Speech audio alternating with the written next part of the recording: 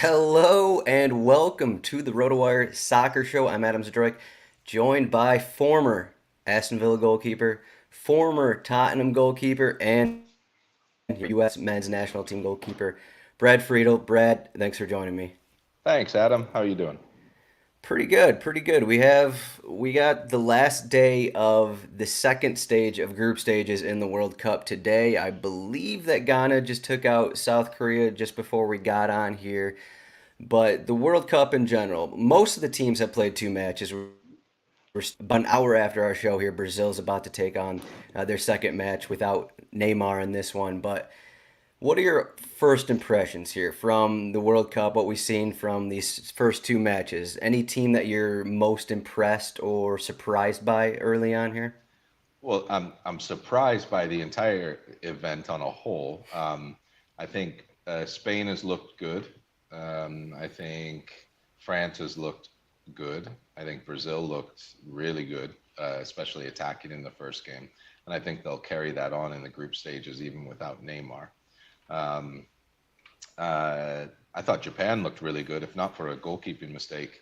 They would have one foot in the next Hmm. round and knock off the big one. But the one of the most impressive was Croatia for me because they absolutely dismantled what was the best team in CONCACAF during qualifying, which was Canada. And Canada has a lot of good players, and Canada outplayed Belgium. It's a very good side, player for player. And after Croatia going a goal down, they it was really like um, a senior team playing a U19 team. The passing and the movement, it was just superb to watch. And I don't mean that to demean Canada because I think they're very good. And I think Herdman has done a great job with them. But I think they just came up against one of the class teams in this World Cup. Then you move on. The surprises, Morocco, uh, they look so much quicker than Belgium. And Belgium hasn't quite figured out a way to get one of the world's best players involved as much in De Bruyne. So Morocco has surprised me in that result today. Ghana, that surprised me. Youngest team in the tournament, and South Korea was one of my picks to surprise people, and normally defensively really sound, and then being able to counterattack. So basically, this is just throwing up so many strange permutations, like a European side in Serbia being up 3-1 and then drawing 3-3. It doesn't normally happen. I Right. don't know if it's just because it's in the middle of the season, and it's a different time of year. They didn't have time really to come together as like 3-4 weeks before the event and really come together as squads. I'm not really sure, but there's some strange results going about, and then I may as well touch on the strangest of all the results in Saudi Arabia beating Argentina. Yeah, Saudi Arabia. I guess talking about teams that so most of the teams in the World Cup, they've only had what a week maybe of training prior to the start of their matches. But Saudi Arabia and Qatar, those teams were training and playing friendlies for the past month. I wonder if something that had something to do with Saudi Arabia actually winning that match. I know Argentina dominated it in the stats, but they got two goals from their three shots, which was enough. But just going back to what you were saying about Belgium and Croatia, so those teams they play each other in their third match here. What do you expect to see from that match? Because I mean, Belgium need to win this one. Do you think Belgium can actually advance? One of the favorites to win the World Cup beforehand. Now they may not even get out of the knockouts. What do you think is going to happen in that one? I mean, normally I would say that Belgium will get at least a draw in the game, and it would be a really even contest. What I've seen from the two teams is that Croatia is just going to move the ball around too quick for Belgium, and Belgium for some reason have not figured out how to have De Bruyne and Hazard look dynamic, which they both are. So uh, it's been really strange to see. So the predicting of the games has been difficult. You never know. The game Argentina legitimately could have been 5-0 up before Saudi Arabia had a shot on target, Right. and the one goal should have been allowed, I believe. So it should have been 2-0. For that game to then for Saudi Arabia to score, that wasn't, that can happen in any football match. But then to go on and win and then hold and then keep them off the score sheet, it's remarkable. And that normally doesn't happen. And maybe it is because these teams haven't had time together to gel that little bit more. But I think as the tournament goes on, Argentina is going to look stronger and stronger and stronger as they get more games under the belt. France will look stronger as the tournament goes on. Spain will look stronger. If Germany can somehow get through, they'll look stronger as the tournament goes on. So it'll be it'll be fascinating to watch how this all unfolds. Yeah, Argentina, I'm not sure what the odds were after they lost that first match, but I almost think that they're probably still favored to win their group because they have their next match is against Poland, and Poland is at 4 points. They're top in Group C, and then Mexico and Saudi Arabia play each other. So that'll be an interesting one. I mean, it was just kind of crazy because Argentina lost that first one against Saudi Arabia, so everyone's like, oh, something weird's gonna happen, but it still may be Argentina topping Group C there. Yeah, and if you're Poland, for instance, they they would have wanted Argentina, I think, to have beaten Saudi Arabia because they would have not wanted Saudi Arabia on the 3 points. So it makes Hmm. I mean, it makes the group go down to the last game, which I don't think in a normal year that group probably wouldn't have gone down to the last game. Right. I don't think, or the last game would have been more of a formality for one of the teams. But I guess the world of football is getting smaller year by year, and people are getting better. And it's great to see how well the African sides are doing in the tournament, and they've got some exciting players. I thought this tournament Ghana would just be a little bit too inexperienced, but I didn't see the actual final. What did it end up with the South Korea? I know they were 2-0 up. 3-2. South Korea actually got two Came back back, and yeah. yep, tied it 2-2, and then Ghana got another one. Because Uh, I think South Korea overall is a better team, but right. this tournament, the better teams aren't always winning. Yeah, it seemed like in the end of that match, Son was getting kind of winded there late, just coming back from his the fracture near his eye, and that kind of I don't know if it took away from South Korea a little bit, but once Ghana got that third goal, it was South Korea had to push a little bit. They just didn't get it, but USA time. So, what do we think about what the USA has done? Are they could they be better? Could they be worse? Or is it just right in the middle for their two matches? I mean, two draws, so 1-1 against Wales and then the scoreless draw against England. What are your just general thoughts here on how the USA have performed so far? I think they've played two really good halves. The second half against England and the first half against Wales, and I think they had a more than above average showing in the first half of England. And then I thought they were below average in the second half against Wales. Um, Overall, I think they've done really well. But right now they only have 2 points. Okay, let's go to. I only have one real criticism, not criticism, one sort of wish. I wish they would be on the score sheet more. Yeah. Because even as well as we played against England, Haji Wright, it was sort of non-existent in the box. Josh Sargent in the first game, he had that chance with the header, and other than that, not a lot of chances. Pulisic hit the crossbar, but it was from an angle, from outside. Timothy Way obviously finished his chance, and the best chances are really coming like when Weston McKennie comes in the box late, and so that would be my only wish is that we could start getting more opportunities, good opportunities inside the box. And against Iran, I think we'll be presented with quite a few, but they're gonna always have a defender in their face because Carlos Queiroz will set them up defensively to then counter. And they did a number on Wales on the counter attack. And Hmm. even though they had, I think, under 40% possession of the ball, they created over 20 chances to score. So that worries me a little bit that we're not creating a lot of chances. What I've loved, I thought Matt Turner was outstanding against England. I thought he looked really confident. Made one tremendous save down low to his right at the end of the first half.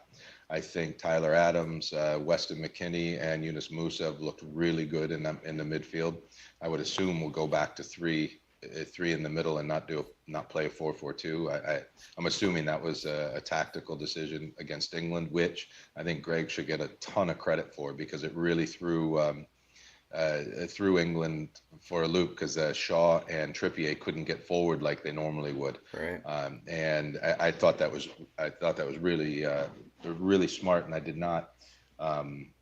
I've coached Weston quite a bit, and wide on the right is not a place I would have thought to play him, but he did great, and the tactic worked really well. So I think I really like what Tim Ream has been excellent, and been was 34, 35 and looked 24, 25 in fitness levels and looked really calm. I think Anthony Robinson and Dest have both looked really good going forward and solid defensively. So I've really liked that side of things. I'd like to create a few more clear-cut chances. I really do think we're missing that number 9, so far. But we've put ourselves in a position where it's in our own hands. We win and we go through.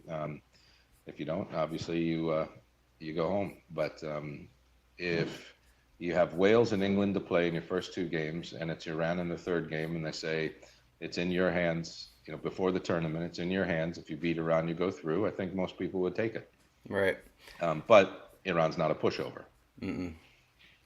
So for that matchup, we're talking a little bit about formation and whatnot, but so we had the Sargent start, we had the Haji Wright start. Do you think that one of those guys starts, or Jesus Ferreira comes in, or I this is what I think he should do is maybe do like a false 9, maybe put a way up there, or just move like an Brendan Aronson into the starting 11 and take out the Haji Wright, take out the Sargent, kind of mix things up like that? Or what do you think they should do in this matchup? Because they're going to have majority possession again. Yeah. So Yeah, go ahead. so a having a possibly if you do play a 4-3-3, which I think he probably will. I think you most definitely still need Musa, Tyler Adams, and then Musa and Weston McKennie. I think possibly in a game like this, even Christian up as a false 9 with Aronson and away and play them a little bit more narrow, because you're going to need players that are good, comfortable on the ball and be able to attack centrally at times against a team that's going to be sitting back. Getting the ball wide and only getting crosses in the box. I think if that's all we're going to do, I think that would be difficult to score on a team that's packing it in. Now, obviously, if you score early, it loosens them up and they have to come out and attack. The reason that I would still go with the 3 with Tyler, Musa, and McKennie is because the transition is going to be so important in this game. Osman's a good player. Jahanbakhsh is a good player. Tamari's a good player. These guys can score goals and they can counter. So you're going to want to be able to have really good transition in the center of midfield. So, perhaps, I don't think this is going to be a game where Iran has the ball and we need to counter. The other player who's very good in tight spaces with his speed is Giovanni Reina. So, you have that option as well, and he's only played a few minutes, so he's going to be fully fresh. So, perhaps you can do something along those lines as well. Right. It almost feels like why not just like play the best players instead of trying to force the Sargent, trying to force Wright in there, even though they are maybe more central strikers. Maybe just play who, I don't know, the majority of people think are your best players. I mean, it's hard to argue Aronson's not one of the top players on the team. Rain is not one of the top players, and these guys struggling for minutes a little bit. I mean, I understand, bringing Aronson off the bench, but it'll be interesting to see. I think the comparison This USA Iran match isn't going to be like the England one. It's going to be more like the Wales one. So I guess the worry is, what if the USA go up another goal? What if they're up 1-0? How do you think Berhalter is going to attack this? Because if they repeat what they did in the second half against Wales, it's a tricky slope there. So how do you think USA will attack that? If they go down a goal, Yeah, yeah. I mean, it depends on when in the match. Mm-hmm. If you go down early, look at Croatia went down early yesterday. They changed nothing. They just and I would assume Greg would choose nothing because he'd probably still think that the plan he chose is right. Just because an early goal goes in, it could be an individual error, not a tactical issue. As the game goes further, it's an impossible question to answer because you have to see who's playing well for Iran, where they're causing you problems, where we would not be attacking enough, and then you would decide, which of your players best suits what's what's in front of you. So I think that's difficult to detect. I think the second half of the Wales game, they changed. We didn't really have an answer for the change, and we definitely didn't make Wayne Hennessy work. Where Looks like we lost. the There we go. yeah, Yeah, no, you're someone back. called. Yeah. Okay. So we didn't have an answer for that. So I would assume Greg's a very progressive coach, and Mm-hmm. he's a good coach, and he'll throw something out there tactically that I think he and the staff will think will work, provided certain players do certain things. So I would imagine he knows that he's going to have more of the ball than Iran. So I think he'll be putting a team together for that. So we just have to make sure that Weston gets some free space in the box, that Christian gets some free space in the box. If Reina plays, that he does. Timmy Weah, if he does, these guys, we have to devise a plan in and around in the attacking third that we create chances more than we have been. Yeah. So how do you think this plays out? You're talking about maybe we should play through the middle a little more than focus on the crosses. So we know it's going to Well, be both. Well, no, both. Like you're both. gonna have to Okay. do. Yeah, you're gonna have to do both. Like the easiest thing to do if a team is compact, it's easier to get the ball wide to put crosses in the Mm-hmm. box. But that's where they're gonna have more numbers. My point is that you're gonna have to put players in the game that are comfortable collecting the ball with people around them in tight spaces and do quick 1-2s and play in and around their attacking third so you can attack centrally and also attack from the wide areas. That's what I mean by that. Like, Right. so against England, it was predominantly counterattacking and getting the ball in wider areas and going, because Trippier and Shaw would try to go forward, and that's where the spaces would present themselves. Whereas against Iran, their fullbacks might never, or wingbacks may never go forward. We don't know. We don't know yet. And if they don't go forward, then the space, might be limited at times wide. So you're gonna have to put players in that are comfortable playing in, like a Phil Foden type. I thought they should have put him. I thought Right. they should have put him in against us because of how we lined up, because he's comfortable on the ball in the tighter spaces. You didn't like the Jordan Henderson substitution? Oh, I don't. All those players are good. But Yeah. by the way, I'm not. I don't. All those players are very, very good. I just thought we had the answer for that type of system. Mm-hmm. I think if Phil Foden had played, we would have really struggled, because everyone struggles against him, Yeah. and he's used to playing against teams that are compact in the middle, playing with Man City, and he's also used to passing the ball out of tight spaces all the time. That was my point. I think Mm-hmm. every player on England's squad's a good player. Um, Definitely. so I'm not. And Jordan Henderson's had a great career, and you know, but I was more pleased when I saw that substitution as opposed to Foden coming on. That, Mm-hmm. that's more my point. If they had Grealish and Foden at the time on the Yeah. pitch, then I think they may have carved. We still could have gotten the result, but I think they would have carved out a few more chances. Right. And with that, with the USA, I kind of think that that fits right into Aronson, just playing in tight spaces and working with the ball, doing 1-2s. I think that's Aronson's game, is it not? I mean, he's a speedy Yep. player. He's good on the ball. Seems like he should start, but at the least come on for the last 20, 30 minutes. So No, I think you're probably onto something there with what Greg's thinking. You know, it's it's an interesting call to go into a game, a must-win game, without a natural nine. It's keep that's now Spain's going to be doing it all tournament. right, Well, I guess Murata, Murata, come right, on, right. yeah. But they seem to be starting from the get-go without an out-and-out number nine. So in a must-win, it'll be interesting to see if Greg does that. Right, yeah. The weird thing about this matchup is like it's almost seems like USA is better at every position but the number nine because Taremi and Asmund are arguably better than any number nine the USA have. So that is an intriguing thing to look at for this game. So, are you projecting the USA to win this game? I guess I'll just ask that question. Yeah, I do now, and um, I think if we played Iran 10 times, we would come out uh, winners more times than not. I'm obvious. I'm far. I'm far better trying to predict. Saying that I'm predicting that the U.S. will win this one than I was Yeah. against England. But then U.S. could have beaten England as well.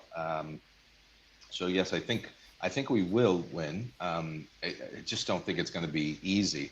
And this game in Wales worried me far more than the England game when the group came out. Now, whether we won or lost against England, you can always lose to them because they have such good players. But I was not worried about the mental state of the players going into that game because Hmm. it's pretty easy to get fired up to play England. Um, but when we go into games where we're supposed to win, or all of a sudden turn out to be the favorites, we haven't performed that well. So I'm hoping that tag is not with us because I think player for player, pretty much everywhere on the field, we're better. Right. All right. So, USA England's other match is against Wales. Those teams play against each other. If USA win, I mean it's kind of assume that if USA win, they would finish second in the group, whereas England would be tops of the group. That's kind of what it's looking at. So if that's the case, and then in Group A, it would be Netherlands play Qatar, and it's assumed, it's projected that Netherlands are going to finish top of that group. Uh, they're already on 4 points there. So if that happens, USA would play Netherlands in the first round of knockout stages. If that happens, I mean, I know this is getting forward. This is getting ahead of ourselves a little bit because we still got to beat Iran and everything. So that matchup, what do you think USA's chances are in a game like that? I would rather play against Netherlands than Ecuador or Okay. Senegal. I think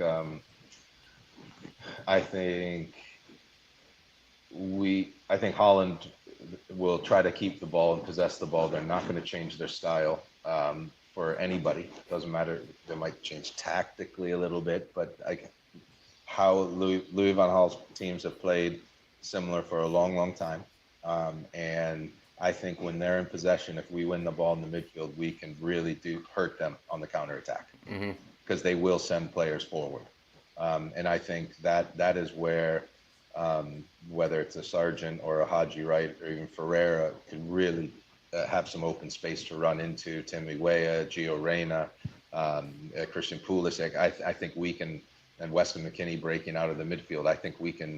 Um, I think we can cause them some issues. Yes, they have good players. I'm not saying that they can score on us too, but I would rather play them than Senegal team because I think when one of our strengths is athleticism, and I think the Senegal team and the Ecuadorian team they Can can match match that. that. Hmm. Yeah, Yeah.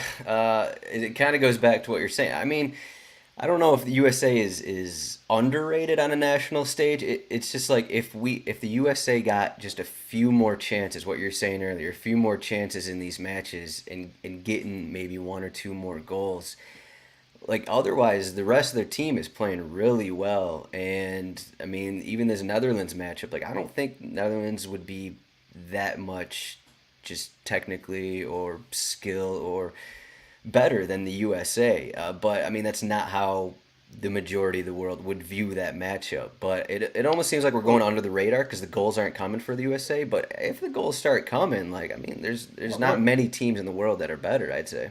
No, because you go individually. Timmy Weah, as promising as any other young player in on another at another country. Hmm. Christian Pulisic can arguably get into most teams around the world. Wes McKinney definitely can. Tyler Adams would put his hat in the ring for most of them. So would Musa. Um, Tim Ream right now. If you look at a lot of other defenders around center backs in the World Cup, uh, he would be performing for those. Anthony Robinson. So if you put him up against Luke Shaw, like who would you pick? It's a coin toss. You wouldn't say that Luke Shaw's better than Robinson. Maybe not say Robinson's better. They might be equal, Hmm. but they're right up there. Serginho Dest with his age, I would say if Kyle Walker was fit, Kyle's probably better, but it's based on the experience. But Serginho Dest can hold his own. We have Matt Turner. He's as good a shot stopper as there is in the tournament. But this is his first tournament. He's a bit inexperienced. You saw in the first game, a little bit nervous, a couple of nervous moments. But then in the England game, he did not put one foot wrong. And so yeah, we have a good team. Hindsight's hindsight's an easy thing and Hmm. to use. And in the back of my mind with the number nines, you have two strikers. One wasn't firing, of course, but Jordan Pipo, and the other one with Brandon Vasquez, who was scoring time and time again. And Brandon's a different look. He's 6'2", 6'3", can hold Yeah. the ball. So who knows? People, we can debate that all day long. We have the squad that we have, and let's hope that we can create the chances needed against Iran. Yeah.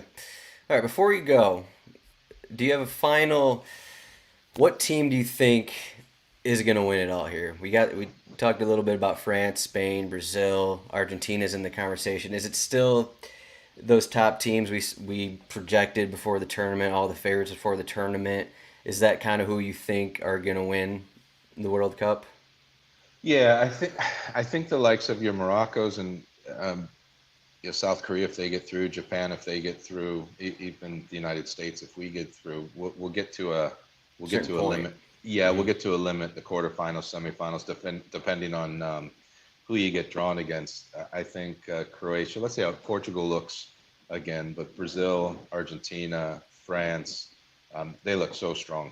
Right. Germany, Spain, they look a different level uh, than everyone else. I predicted that Argentina would start a little bit slowly, but I put them as the World Cup winner. They're really really good, as you know.